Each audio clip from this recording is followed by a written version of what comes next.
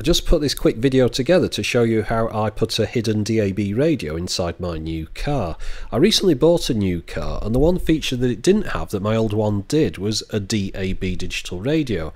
The missus said she missed this because she liked listening to Absolute Radio 80s for some reason, although I missed it as well because I like listening to the traffic radio. Now you can get separate DAB radios, this one from Pure for example, which costs about £75, but the problem with these is that they're a mess of wires and aerials and things, and they have to stick onto your car windscreen with a sucker mount, and overall I think it looks a bit of a mess. Also it's a target for thieves.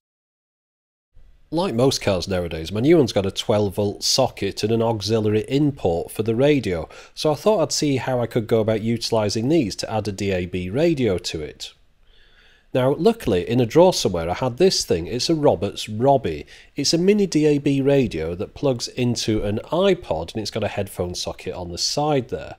And even though they're a few years old, they can still be purchased online from a few places. There is one problem, of course. They do need an iPod to operate. They won't work on their own, but luckily I also had an old second gen iPod in the same drawer. Now the problem with the power is that it's easy enough to stick a USB power adapter into that 12-volt socket, but how do I power the iPod when it's already got its dock connector taken up with the Robbie?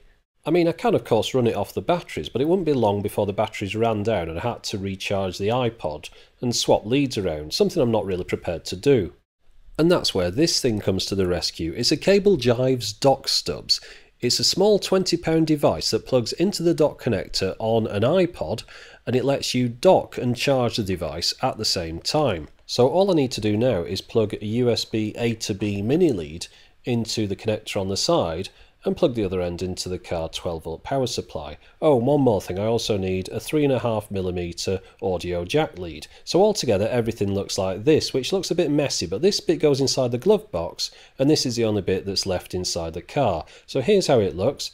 These two plug into the two ports in the car, and they fed down the side here into the glove box where the Roberts Robbie lives, which I put a couple of favourites on so I can flip between the two stations that we're interested in.